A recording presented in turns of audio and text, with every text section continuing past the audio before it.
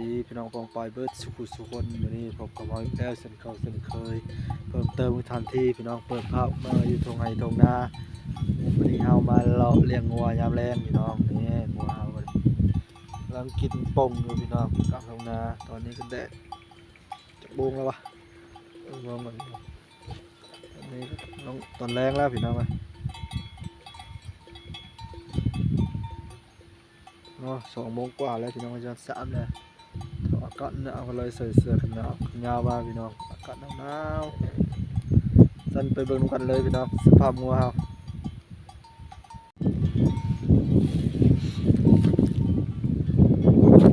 นี่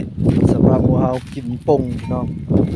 หรือว่ากินเข้มๆเลียกินมะลัดตามภาษางัวพี่น้อง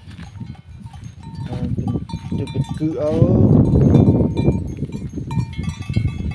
ส่วนหนึ่งเข้าไปแล้วลงห้วยแล้วลูกหากินใบบกใบไล่แล้วนี่ก็สิไล่ขลังกันมาแล้วพี่น้องไป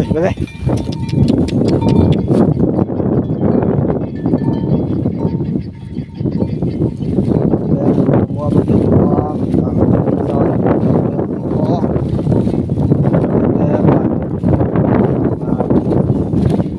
มาลองแล้วพี่น้องชีวิตของคนบ้านมีงานอย่างก็เลยงานอะไรเนี่ยทำอะไรนะ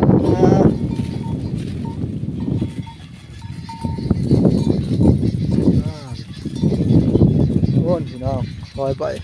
รถไทยตอกกับเจ้าเดี๋ยวมาบ้านมันจะยางหมดทั้งหมดเลยพี่น้องนี่ชูพี่น้องเบิ้งไป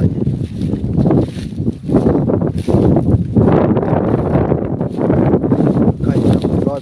ลอยไป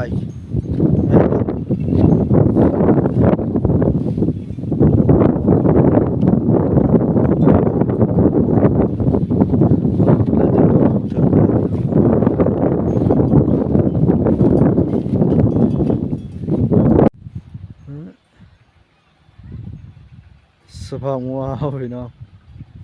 เขาก็สิมุ่งหน้าเข้าไปทางแคมห้วยไปแล้วพี่น้องเพราะว่าไปหากินใบไม้บงใบไม้ไล่เนาะนี่ทุ่งหน้าก็สภาพนี่แหละพี่น้องเลย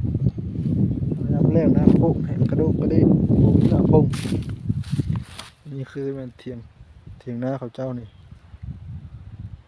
อยู่บรรยากาศยามแรงพี่น้องยามแรงยามแรงตอนนี้กำลังแรงแล้วเด็ดเจียงแล้วพี่น้องเลยเดินเจียงต่อไปนี้ก็เป็นเดือนนี้แล้วบัดต่อไปก็เป็นเดือน3 เดือน 4เห็ดปั้นกับพี่โอ้ยมวนจะน้อยบัด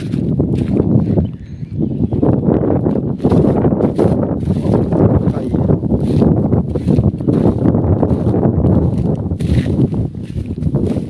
นี่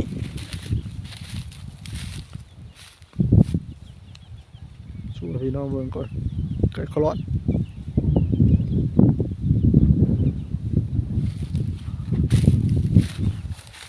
ไปเบิ่งขวดมิตรภาพพี่น้องมิตรภาพของหน้าเขาเจ้าเนาะจะงานออกงานได้เป็นสิโลหัวลงพี่น้องเว้ยนี่หอมเหาะหนทางแล้วพี่น้องขวดน้อยขัวของเจ้าหน้าเขาเนาะเขาเฮ็ดไตเป็ดขวดเป็ดสบายนะวันนี้มันติ๊กต็อกนี่เลยพี่น้องเว้ยกว้างเลยสิอยู่วาง3 เมตรปลายเนาะกว้างเลยอยู่วาง3 เมตรปลายสภาพขัวกว้างอยู่วาง3 เมตรปลายความยาวอยู่วาง6 เมตรลึกห้วยอันนี้ลึกอยู่วาง2 เมตรพี่น้อง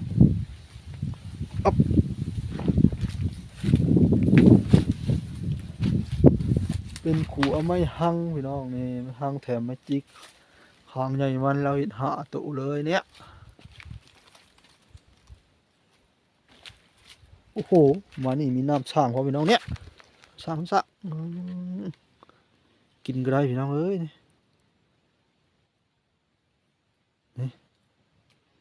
กิน นี่ก็ได้โอ้ยใส่ข้าวกะหรี่ระยะกินก็ได้พี่น้องเลย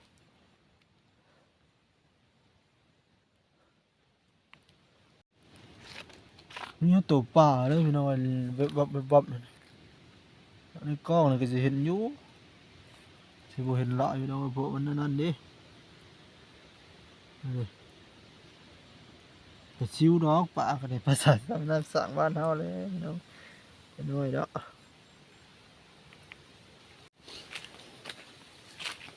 เนี่ยบ้านนี้เขาก็เลาะห้วยเลาะห้องแล้วบ้านลงไปน้ำงัวพุ่นแหละพี่น้องเลยเพราะว่างัวอยู่ลุมพุ่นเนาะ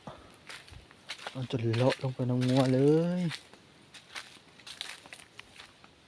เนี่ยกับกล้องมาเบิ่งคนเที่ยวประจำกล้องพอกผักนำไปทางนี่อัดเสียงไปพร้อม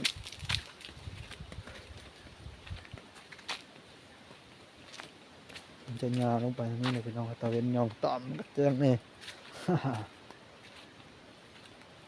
สภาพพี่น้องสภาพของคนทุกคนบ้านๆนี่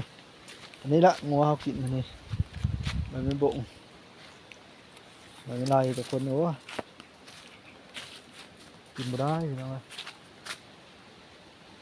กินได้ก็ถือกระตัวข้าวต้มมาบ่จักหยาบ่จักข้ากินม่วนเลย